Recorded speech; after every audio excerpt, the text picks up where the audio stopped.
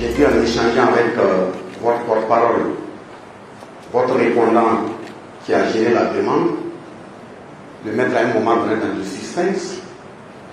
Si la journée allait pouvoir se tenir ou pas, je m'excuse sincèrement. Le deuxième élément, c'est vous féliciter, sans hypocrisie, et le faire aussi de façon très ferme et sincère, que quand on voit la jeunesse, pour moi, ce n'est pas le fait qu'un amphi soit plein pendant les échanges, de sorte à ce qu'il y ait un manque de place à s'asseoir, qui fait que seulement j'ai du bon au cœur. Même si vous étiez une dizaine de personnes, une dizaine d'étudiants, une dizaine de jeunes, qui décident d'approcher une autorité pour lui poser la préoccupation de venir échanger sur la contribution de la jeunesse à la restauration et à la sauvegarde du territoire national et à sa sécurisation, si vous avez la chance, je dis bien la chance, de trouver une telle jeunesse devant vous, vous n'avez plus rien à espérer plus de votre vie que d'avoir le sommeil tranquille parce que le drapeau va pas sombrer.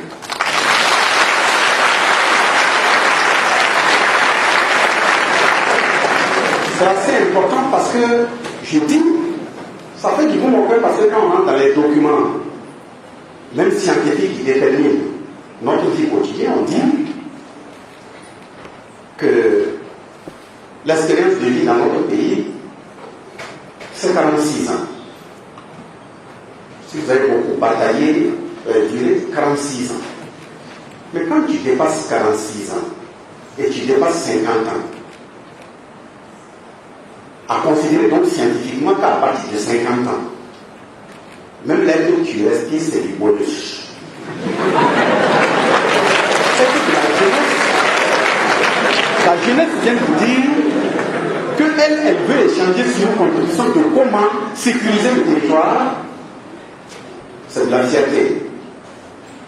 Parce que notre pays, certes, même si la colonie a été créée sur la base d'orientation peut-être d'une zone étrangère en 1919 et qu'elle a été cassée en 1932 et reconstituée en 1947, je pense que dans sa reconstitution, il y a des noms qui ressortent. Avec proclamation d'une république le 11 décembre 1958. Et l'indépendance formelle, je dis bien indépendance formelle, pas dans le fond. L'indépendance dans le fond, c'est ce que nous sommes en train de conquérir, exactement.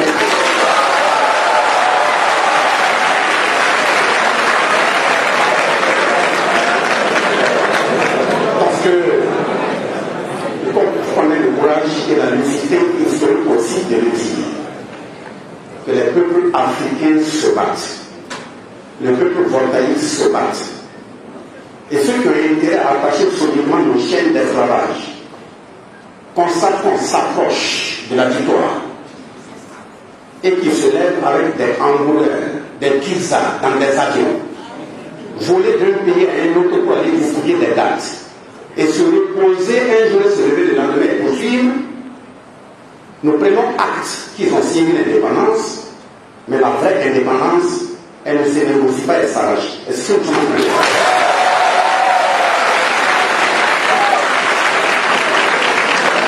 Nous sommes sur la bonne voie parce que, justement après la proclamation de l'indépendance formelle le 5 août 1960, regardez notre pays, tout ce que nous avons vécu.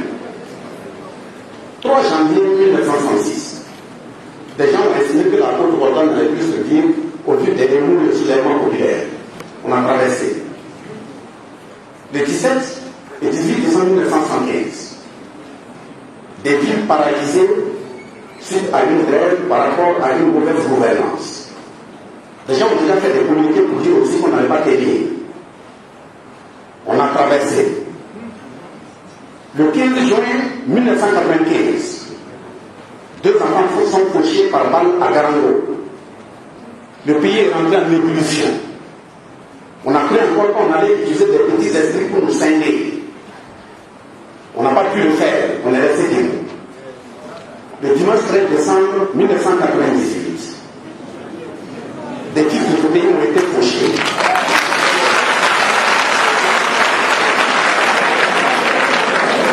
Le pays a vibré, on a cru qu'on n'allait pas pouvoir tenir.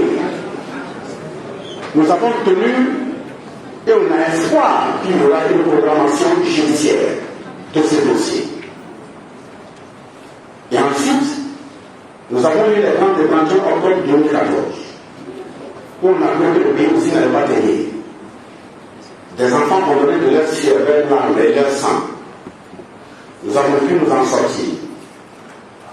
Le 16 septembre 2015, le pays est vibré.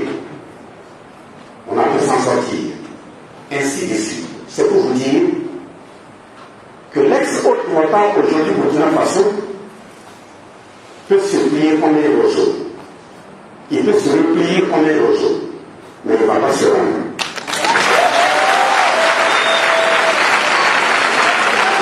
Il ne va pas se rendre, c'est pas parce qu'il a des beaux arbres. Pas parce qu'il a des cailloux. Mais c'est parce qu'il a des enfants. Pas seulement parce qu'il a des enfants. Il ne suffit pas seulement d'avoir des enfants. C'est parce que le pays a des enfants bien éduqués. Dans la bonne orientation. Et quand on voit des papas pleurer, des mères pleurer, un jeune consciencieux ne peut que se lever et venir demander comment on fait pour contribuer. C'est ça justement qui fait le bon cœur. Mais justement, si le jeune vient vous demander qu'est-ce qu'il faut faire en termes de contribution pour la récupération de notre territoire, sa sauvegarde et sa civilisation, ce jeune qui est venu mérite respect, il mérite considération. Mais quelqu'un qui mérite respect et considération, on ne ment pas à cette personne. On doit lui dire la vérité. Mais pour lui dire la vérité, justement, même cette conseil, en tant qu'individu, elle doit te donner, c'est ce qu'il faut faire et dire. Dans la mesure où cette vérité, nous avons dit que la situation actuelle que notre pays traverse, c'est l'accumulation des conséquences de nos errements au niveau politique, économique, social, culturel et sécuritaire. Mais est-ce que la jeunesse actuelle est responsable? Non, c'est nous vieux en allant. Mais justement, il faut qu'on s'assure, et c'est cette vérité qu'il faut te dire. Est-ce que, quand on prend au niveau politique, les gens ont-ils porté des casquettes pour servir le pays ou pour se servir? Les gens ont-ils porté des casquettes pour enrichir le pays ou pour s'enrichir? Les gens ont-ils porté des casquettes pour construire le pays ou pour le déconstruire? Mais justement, le pays a été déconstruit. Et si on manque le courage de se dire la vérité, on aurait ouvert une vraie plaie grave de sparadrap neuf. Mais la plaie est gangrénée. Je refuse d'être.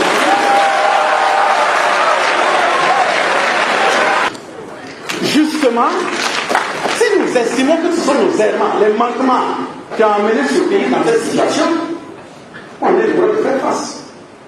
Le responsable de la sécurité est là. On a la chance en tant que responsable, à un niveau donné, on a accès à certains rapports qu'on lit. Mais quand on arrête les gadistes, il se retrouve à l'intérieur des gens, par exemple, qui ont fini l'université. Des gens qui ont la maîtrise, des gens qui ont la licence, ou même des gens qui avaient commencé à travailler, qui à un moment donné ont estimé qu'on n'est pas dans un pays assez correct, de sorte qu'ils se laissent enrôler pour faire autre chose. Mais justement, une chose est de dire que les enfants du pays se sont armés contre le pays, ou bien on les a utilisés contre le pays, et il faut les appeler à ce qu'ils reviennent dans la République. Mais l'honnêteté intellectuelle exige que tu te demandes toi-même, quand tu leur dis de revenir là, ils reviennent dans quelle République?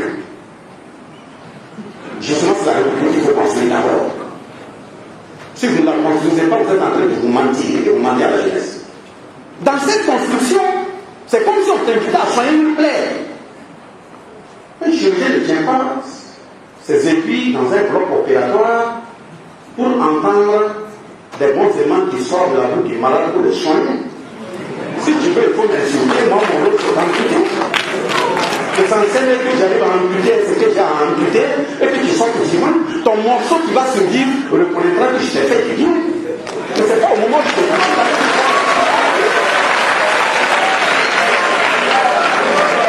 Donc, de ce point de vue, il faut qu'on regarde la plaie en face et qu'on dépose le médicament qu'il faut. Voilà pourquoi nous avons dit la gestion de cette transition, tout en estimant que le fait de faire des interruptions constitutionnelles, ce n'est pas correct par les militaires. L'autre chose, c'est de regarder se poser la question pourquoi toutes ces interruptions. Si effectivement on se pose la question et qu'on constate que ces interruptions ne sont que des conséquences d'une mauvaise gouvernance, et que de façon inattendue on t'appelle pour venir déposer une pierre, et le pouvoir de la déposer correctement. Et si tu tentes de la poser correctement, et que quelqu'un estime que tu la poses correctement, et qu'il ne veut pas que tu la poses correctement, tu la laisses et tu pars. Parce que cette demande d'histoire, tu dois rendre compte. Ce n'est pas demande des individus. Donc, de ce point de vue, les plaies doivent être soignées. Et c'est justement en soignant ces plaies, tu peux être apprécié, tu peux ne pas être apprécié. Là n'est pas ton problème, puisque tu ne soignes pas pour des individus. Tu soignes pour ta patrie, pour l'histoire et les générations à venir.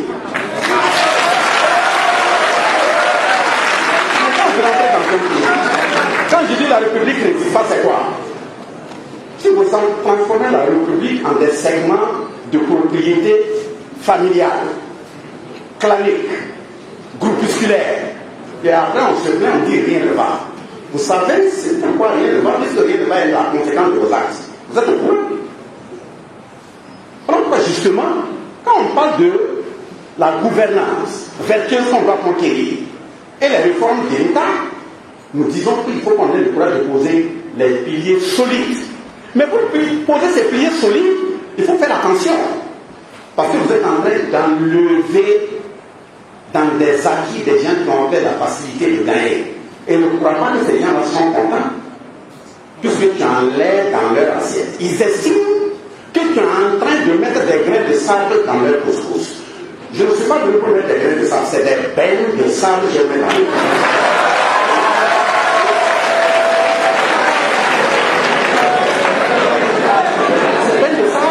Mais vous imaginez, vous arrivez dans un pays où vous prenez un enfant qui va quitter le fin fond du pays, père cultivateur, mère ménagère, il bosse comme il faut, à la lampe, il gagne ses diplômes, et pour avoir accès à un État qui est disposé dans la Constitution de 1991, article 1er, que tous les enfants naissent libres et égaux en droit dans notre pays, lui qui finit d'étudier, il ne peut pas avoir accès à un poste de l'État.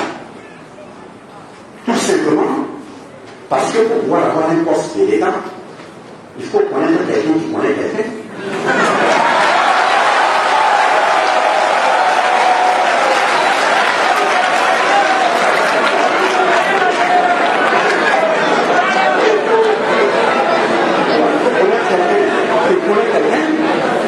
Il faut avoir des bras longs.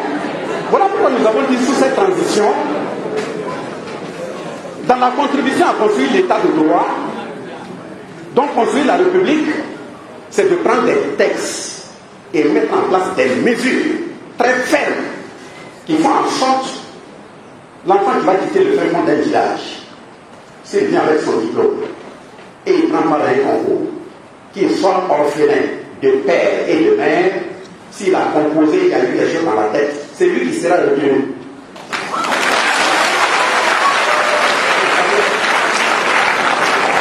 Justement, c'est ça. C'est en arrivant à une telle étape qu'on peut demander à un jeune qui veut espérer à la patrie de revenir dans la nation. Parce que tout le monde est traité sur le même pied d'égalité. Et quand tu vas aller dans ce sens, on croit que non, tu fais du populisme, tu fais ceci. Ce populisme, je l'aime tellement. Le populisme, il faut que les gens se mettent d'égalité. Il faut l'aimer. C'est pour dire aussi que tu ne peux pas venir des années dans une telle boue et pouvoir la décaper en moins d'1 à 2 ans. C'est très profond. Et ceux qui sont dedans freinent pour que la boue ne soit pas décapée. La boue sera décapée. Si tu traînes trop dedans, je la décape avec toi-même. On a aussi dit, deuxième élément, on dit oui, la jeunesse n'aime pas travailler. La jeunesse ne travaille pas. Et on veut des institutions fortes. Et quand tu regardes au bout, on dit oui, la jeunesse ne travaille pas. C'est moi qui ai travaillé dans la fonction publique. Je prends ma retraite. J'ai une pension de retraite. Mais si ça te demande d'aller te reposer, j'ai déjà une pension. Libère la place à la jeunesse. Mais on utilise le fait. On utilise le fait que comme Bassorma était un camarade politicien et que c'est son camarade ministre, on est du même parti, même si tu es à la retraite, on t'appelle, on vient, on te fait signer notre contrat. Tu as ta pension, tu as le contrat, voilà, et la jeunesse qui veut prendre ta place, elle est là. Bon, elle n'a rien à faire, ils sont dans les couloirs, et quand on demande, non, on l'a rappelé parce que, ouais, il est très compétent, s'il n'est pas là, l'administration va s'arrêter. Ah donc oui, mais voilà.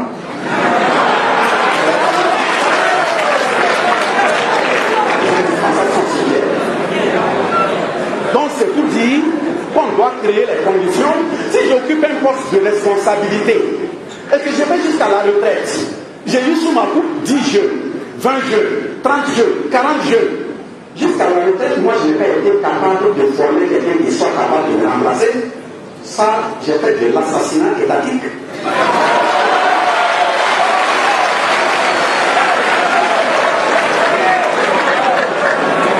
Et l'autre élément, au-delà des concours et des contrats, mais les textes en passe de réforme. Il faut relire la Constitution.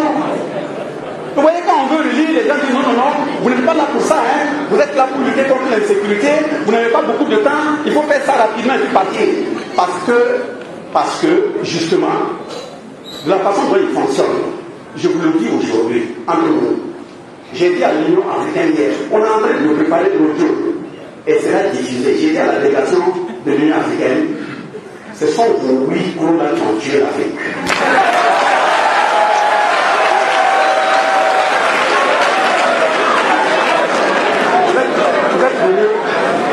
Vous êtes venus pour évaluer le processus politique au Burkina, c'est ça? Vous avez dit que le pays a connu le coup d'État. Vous l'avez suspendu. Vous avez coupé tout ce qu'il y a comme accompagnement et aide. On occupe des centaines par jour. Ah donc, vous êtes venu évaluer pour voir si on est réellement bon, quoi. On est vivant. Et quand c'est vous parlez de ça, vous dites non, c'est entre nous, la presse va sortir, c'est un huis clos. J'ai dit oui, par exemple, je laisse la presse sortir. Mais tout ce qu'on a dit là, j'ai diffusé au monde entier. Parce que c'est le huis clos là qui tue l'Afrique. Vous là, on a saccagé la Libye à côté. Jusqu'à détruire Kadhafi. Vous, l'Union africaine, vous avez quoi? On a vu des dirigeants africains qui ont eu des larmes traverser la mer pour aller pleurer en France, des cercueils. C'est pas que nous ne considérons pas la vie humaine. Que ce soit une Française, une Allemande, un Américain qui meurt, pour nous, dans notre éducation africaine, c'est un être humain. On pleure. Et quand un président a des larmes pour aller pleurer en France, 8 personnes qui sont mortes, dans son pays, il y a des centaines qui partent par jour.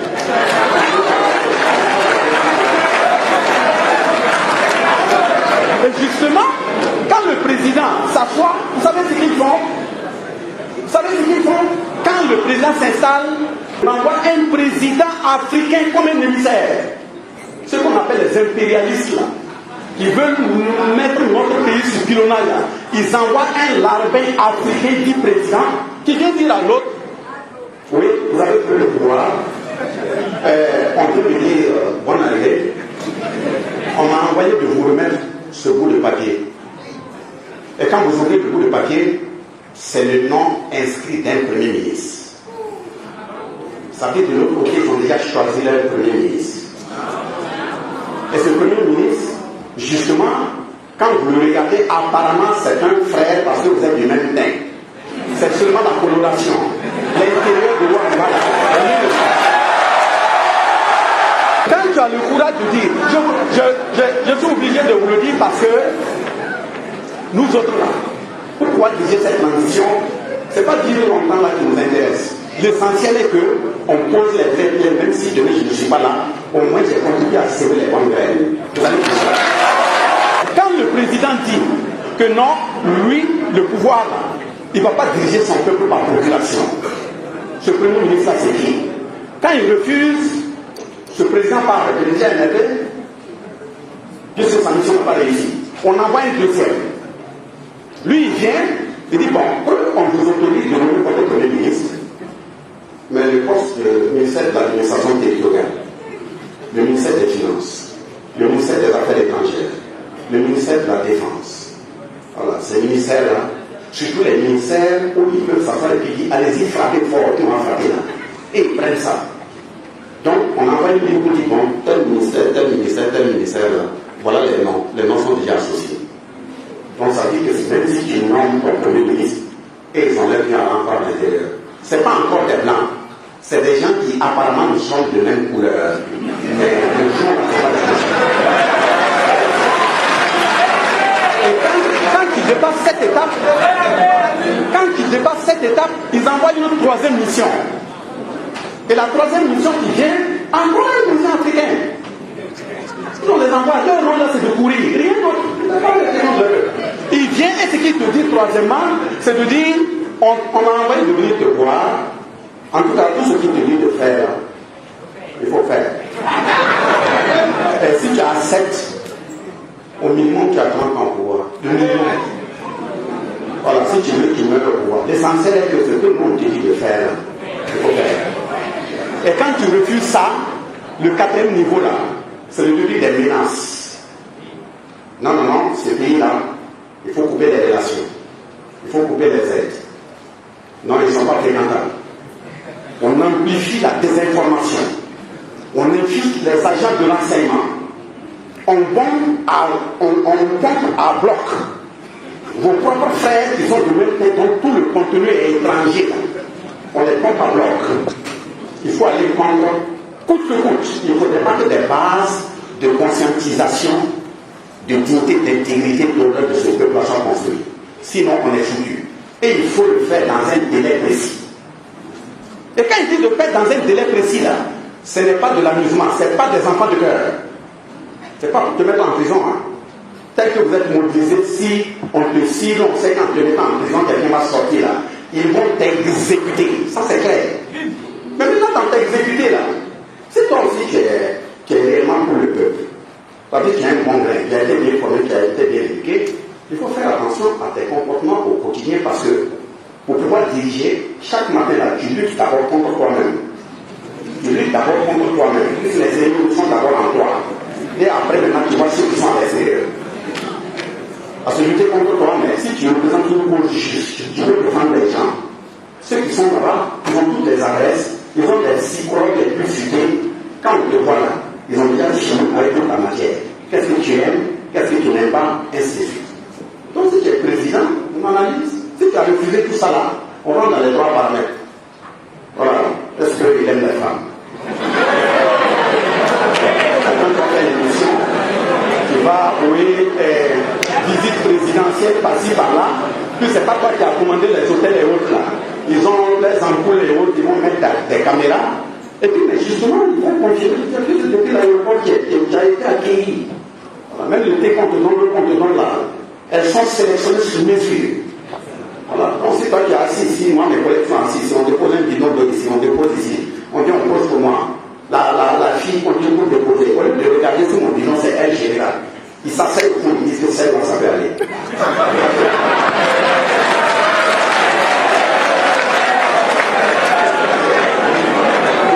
Ça peut faire dans la mesure où c'est à partir de cet instant qu'ils estiment que même si vous voyez, avant, on ne recrutait pas comme ça les femmes dans la gendarmerie, on ne recrutait pas comme ça dans l'armée ni la police.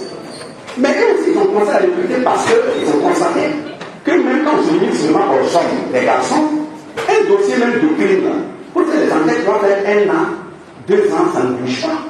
Mais quand on met ça dans les mains d'une femme, qui n'est pas en tenue, elle se transforme en vendeuse de guerre, dans une couverte.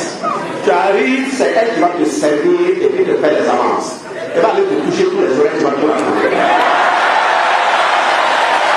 Justement, si vous aimez l'argent, on va aussi regarder, voilà, est-ce qu'il aime l'argent? S'il aime l'argent, on va aussi les partir sur le plan de l'argent. Pendant les grandes rencontres là, après ils disent, quand ils voient que ça choque, l'intéressé il est très dur. On suspend. Si on dit non, une pause de 30 minutes, c'est autre.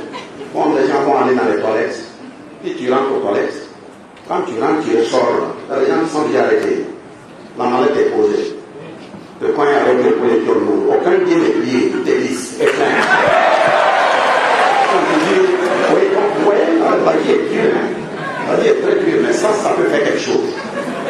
Mais si tu as assez de prendre, quand tu vas revenir, les membres même de la délégation ne vont plus rien comprendre. Toutes les questions, c'est 7 à 10 000 qu'on avait dit.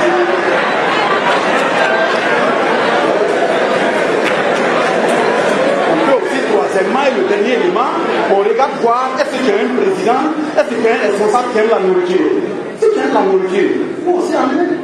Si on essaie de qu'il dure à un moment donné, la rencontre là, ça peut commencer à 7 heures, on va tirer jusqu'à 16 heures sans parler de manger. Peut-être que vous allez finir à 2 heures du matin. Et puis maintenant, ils amènent la nourriture. C'est eux qui sont dans le salon où va le vent. Ils ouvrent les fenêtres et puis ils mettent la nourriture. Et ils savent que les odeurs vont venir dans la salle. Quand ça va t'arriver, tu vas commencer à dire, bon, faisons vite, sinon on va les manger. C'est pas qu'à préparer ça. Dès qu'ils ont mis des somnifères. Quand tu suspends, tu vas manger qui revient à cause de l'effet des somnifères, tu cherches à dormir. Donc, conséquent, tu dis, bon, si on dit que tu signes, le lendemain, tu comprends que tu as fait couper la tête de ton pays. C'est terminé. Ils ont déjà coupé leur valise, ils sont partis. Donc, voilà pourquoi, déjà être président dans nos contrées, un président engagé qui veut servir son pays, c'est vous qui devez constituer son sommeil, parce qu'il n'a pas de sommeil. C'est vous qui devez constituer son air, parce qu'il n'a pas d'air. C'est vous qui devez constituer son nom, parce qu'il n'en a pas. Ceux qui sont en face, je le répète, ce ne sont pas des enfants de cœur. Et pour pouvoir tenir, il faut vivre en kamikaze. Vivre en kamikaze, c'est de dire, je me lève le matin, là où je m'arrête, quelle que soit la raison, c'est bon. Et tu dois être fier de ce que tu as déjà fait et tu es parti. Au cas contraire, ce n'est pas possible. Parce qu'ils vont même te le dire qu'ils vont te faire. Et quand ils vont se faire, ils mettront tous les moyens pour te faire. Et de toute façon, vous n'allez pas les voir venir attacher les cartons pour tirer. Ils vont puiser sous vos pieds. Ils vont trouver des gens qui sont du même teint que vous. Ils vont le faire. Et c'est justement, c'est tout ça qui constitue ma joie. Je dis que je suis très heureux de constater que la jeunesse se lève et dit quelle est la contribution qu'il faut pour accompagner le pays. Comment une jeunesse estudiantine qui a des difficultés arrive à mobiliser 2 25 000, 2 25 000, venir remettre à un chef de l'État pour dire prenez pour l'effort de guerre. Quand tu entends ça, tu as des larmes aux yeux. Au moment où il y a des gens qui donnent aussi des milliards, qui ne font rien. C'est déjà ça, la prise de conscience, c'est ça la très grande contribution d'abord. Avoir la conscience qu'on doit aider quelqu'un, c'est ça d'abord la plus grande des contributions. Et c'est ce que nous avons dit. Que ce soit aux partenaires techniques et financiers, les ambassadeurs, on leur a dit. On les a tous assis au ministère des Affaires étrangères. On va vous dire ce que vous n'aimez pas entendre. Quand tu leur parles, quand la tension commence à monter, tu vois les oreilles là, ça rougit comme ça. On dit oui, donc le pays là, nous on est là pour la gouvernance, c'est pour permettre. Vous parlez de quelle gouvernance? D'abord, définissons ce que veut dire le partenariat. Partenariat sans sincérité, sans vérité, c'est pas du partenariat. Parlez de quelle gouvernance? Vous êtes saccagé au pays pour venir vous asseoir ici parler de gouvernance. Vous êtes venu mentir à des gens qui aiment l'argent, à des dirigeants qui n'ont pas le moindre grain de moralité. Vous leur avez tendu l'argent, ils ont pris l'argent. Vous avez fait quoi? Vous avez tapé dans notre pilier profond qui est l'éducation. En disant que le système éducatif, on peut passer du CP1 au CM2 sans évoluer. Chez vous, ça peut faire. Les gens ont accepté prendre. Chez vous, là, quand on rentre dans la classe, là, il y a 25, tout au plus 26. Vous venez chez nous, vous dites que pour montrer qu'on peut avancer au plan scolaire, là, on peut aller du CP1 au CM2 sans redoubler. Ça veut dire qu'on vient de façon inconsciente dire qu'il faut montrer à l'enfant dès son bas âge, même quand tu es médiocre, là, tu avances. C'est ce que ça veut dire. Aujourd'hui, on s'étonne que rien ne va. Ça, c'est le premier aspect. Est-ce qu'on leur a dit? Deuxième élément, vous voulez créer des crises ici. Et la crise, c'est quoi? C'est de dire, bon, le salaire là, non, il est trop. Il faut diminuer. Voilà, c'est pas bon. Il faut faire une remise à plat. Ah bon? Chez vous, là, le salaire, c'est pour vous et votre femme, peut-être votre enfant. Ici, le salaire, c'est un bien communautaire. Il n'y a pas un salarié qui ne prend pas 2, 3, 4 enfants en charge, comme il est là derrière lui. Quand il prend la redistribution sociale fait que ce n'est pas pour lui. Donc on ne peut pas vous suivre comme vous voulez. Vous avez vu comment on a monté l'opinion, on dit oui, on veut aider les PDI, on ne veut pas, et ils avaient voulu donner de l'argent aux PDI, on a dit non, c'est pas comme ça. Tu veux aider quelqu'un, il y a des répondants, vous venez nous donner aux répondants, ils vont faire des projets pour toutes les populations. C'est pas à vous de venir vous parler comme vous voulez. Quand vous dites que oui, vous avez chez vous là-bas, vous avez des textes qui disent que quand vous venez là, vous pouvez vous promener de façon libre. Ah bon? Vous croyez que moi je peux aller en Espagne, en France, et puis en Angleterre ou bien en Allemagne, vous promener au hasard? C'est pas comme ça. Donc ce que je ne peux pas faire chez vous là, ça ne se fait pas ici aussi.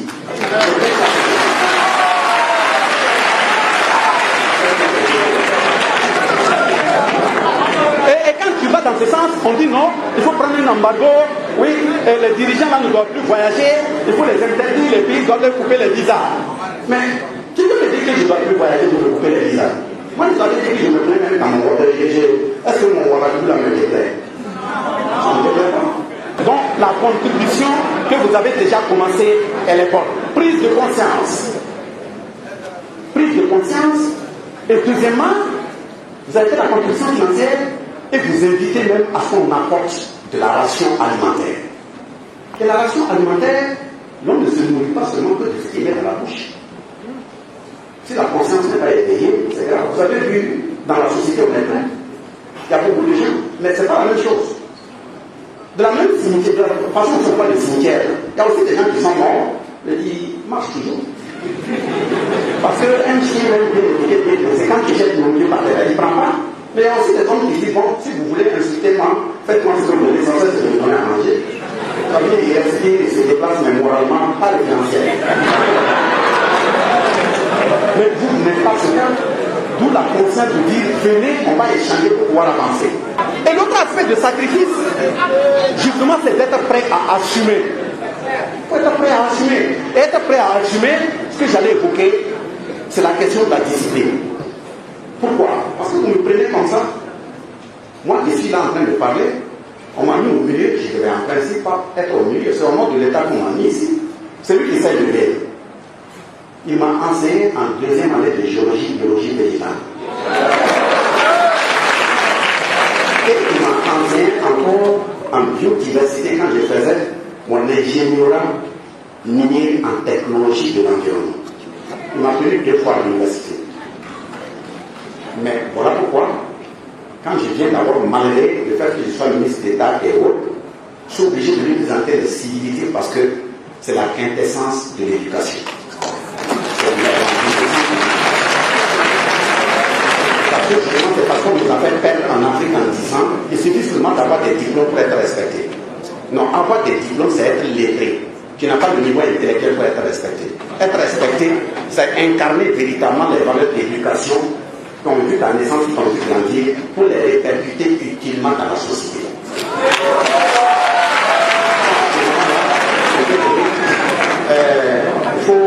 Il faut chercher la compétence. Voilà. Tu étudies, tu cherches la compétence. Voilà. Et dès lors que tu cherches la compétence là, il faut te dire la compétence là, elle doit te servir à quoi? Est-ce que c'est pour servir ton pays ou bien c'est pour détruire ton pays? Si tu sais que c'est pour servir ton pays, c'est pour aider la jeunesse. En ce moment, ta compétence, elle est utile. Et quand ta compétence est utile là, c'est ça qu'on a besoin. Et on dit, mais bon, comme tu fais la contribution sociale là, tu es socialement utile. Voilà. Donc tu es techniquement compétent, mais ça ne suffit pas. Il faut être politiquement conscient et puis maintenant être socialement utile. S'il n'y a pas tout ça là, on nous compte tous ceux qui ont nos diplômes et autres. Je parle de l'autre côté des océans. Ils ont des contacts. Ils viennent et ils veulent faire ce qu'ils veulent. Et quand je parle justement de discipline, la vie d'un homme c'est comme une arme. La vie d'un homme c'est comme une arme. C'est vrai, les gens ont peur des armes. Mais il n'y a pas à avoir peur des armes. Il n'y a pas à avoir peur parce que depuis que les élections ont commencé, on a dit aux gens de s'enrôler et il faut féliciter la jeunesse qui est engagée et qui s'enrôle. D'autres arguent même de l'arme, déjà ils ont peur. Or, il n'y a pas plus d'offensif objet que l'arme. Sauf si toi-même tu mets ça dans une situation d'offensivité. Puisqu'il y a des câbles, il y a des boutons qu'il faut désactiver pour pouvoir commencer à tirer. C'est toi qui gères.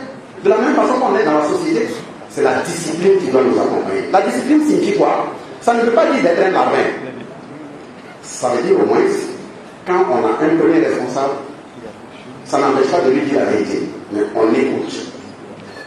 Et puis ce que je vais te dire là, ça sera de façon ferme et directe. Ça fait partie de la discipline. Et dire la vérité à quelqu'un, c'est pas demander sa chaise. Sa chaise, non, on n'en veut pas. Et notre question de discipline, c'est aller se ressourcer également dans nos valeurs humaines et sociales. On nous a tous démontré. J'ai dit toujours au chef traditionnel, regardez, les enfants vont en bourse. Et on était à Boursa avant-hier. Tu arrives, tu vois un enfant qui a là, quand tu regardes, c'est comme s'il n'est plus là. Pourquoi? Les enfants vont sur des champs d'atrocité, des combats terribles. Quelqu'un qui a fait sa formation, qui a jamais fait un corps humain, il voit ses propres camarades désarticulés posés. Et il faut ramasser un enterré. Mais voilà pourquoi la guerre qu'on mène doit être préparée de façon très profonde. Et j'ai dit, il faut les psychologues là, il faut les recruter. Il faut même aller au-delà des psychologues. On connaît des villages où vous arrivez, même si vous allez aborder une situation très difficile, même si c'est rentré dans une force, où des corps ont été déposés d'avant, ça fait 2 mois, il y a des produits, on te lave là, tu rentres, tu fais ce que tu as fait, tu le changes, c'est correct. Donc quand on vous donne la lettre, il n'est pas gêné. Il y a des gens dans ce pays-là, quand ils sont dans un véhicule, ils vont au vent, il suffit seulement qu'une seule roue du véhicule s'éclate. Vous passez par la fenêtre, vous le voyez en train de marcher et revenir.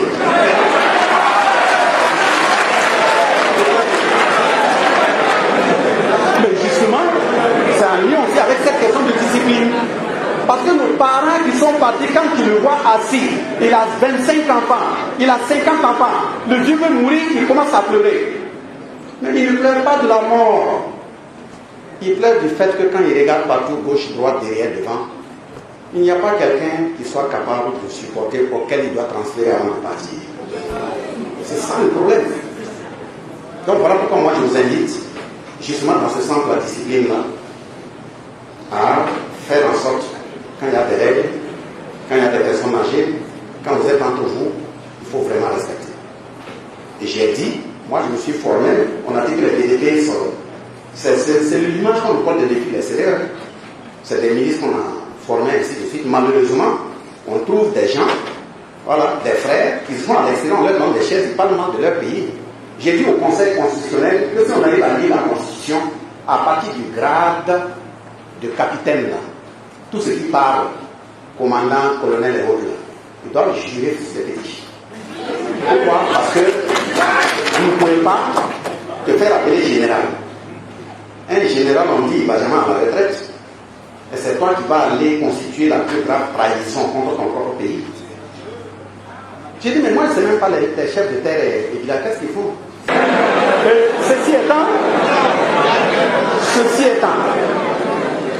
considérant que vous êtes mobilisés, considérant qu'il y a la prise de conscience, considérant qu'on est au sein d'une université historique, considérant que nous sommes déterminés à avancer pour que notre pays ne sombre pas, considérant que nous sommes prêts à payer le prix, et considérant que je suis un bien social à votre disposition, que vous pouvez utiliser à tout moment, permettez que je m'arrête là en créant d'autres occasions.